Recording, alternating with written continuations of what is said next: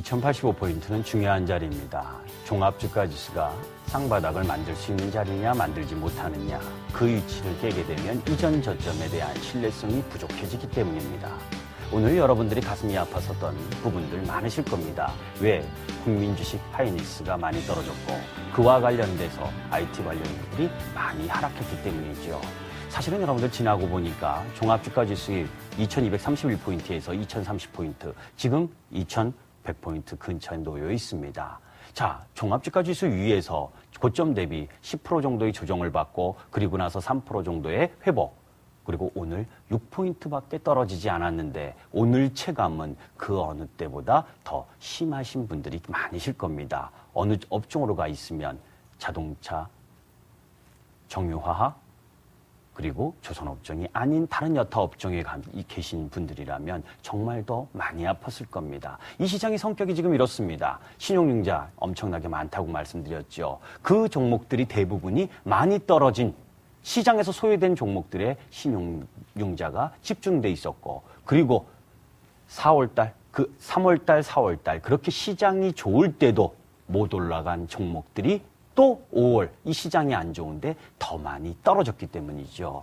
사실은 3, 4월 달에 우리가 주식은 쉽습니다. 어떤 게 쉬운 거냐면 선순환의 구조로 가게 되면 주식은 아주 쉽습니다. 왜? 이쪽에서 수익을 보고 또 저쪽에서 수익을 보는 선순환의 구조.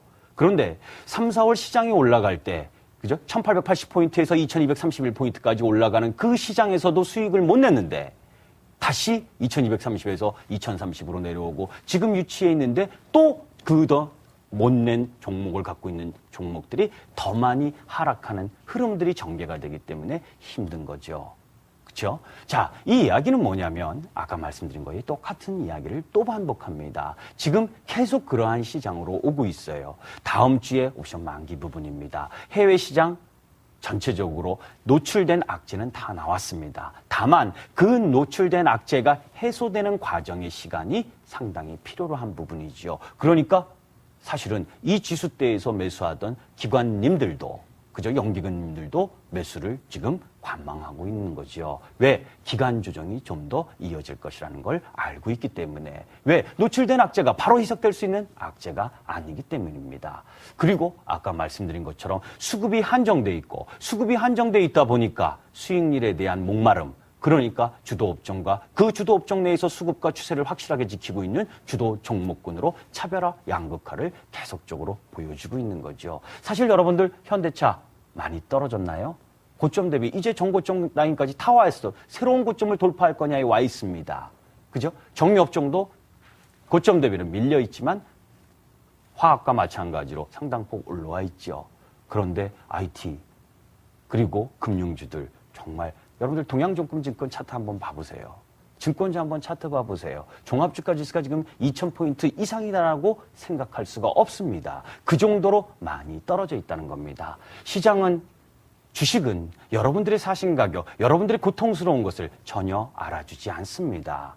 시장의 변화에 생물처럼 대응해야 됩니다. 제가 내일 여러분들 주가 많이 올라갈 겁니다. IT가 좋아질 겁니다.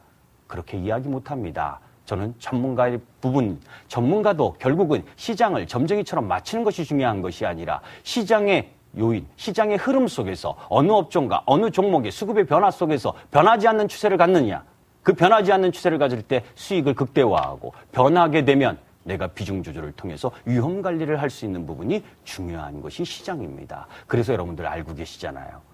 100명 중에 90명은 이 시장에서 종합주가 지수가 올라와도 손해를 보는 확률이 더 많다.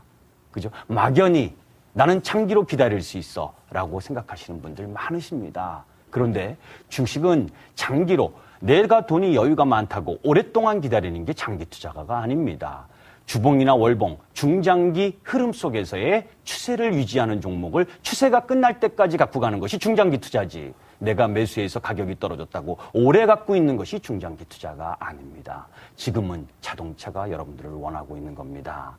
그 자동차가 현대차 기준으로 23만 3천 원이 무너진다면 우리 시장 전반적으로 다 위험해질 수 있는 부분이에요. 왜?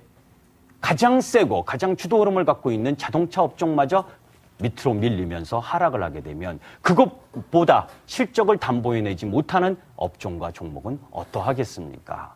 주식은 선택입니다. 여러분들 항상 여러분들의 인생이나 여러분들의 기회나 주식시장 말고 여러분들의 어떤 일을 하든 간에 선택을 하면 선택하지 못한 거에 대한 반대 부분이 항상 존재하게 되죠. 우리는 제한된 주식의 자금을 가지고 움직입니다. 그 제한된 자금을 가지고 움직이는 때 떨어져도 덜 떨어질 종목, 생존할 수 있는 종목, 올라가면 더 많이 올라갈 수 있는 업종과 종목을 공략하는 것이 개인 투자가입니다.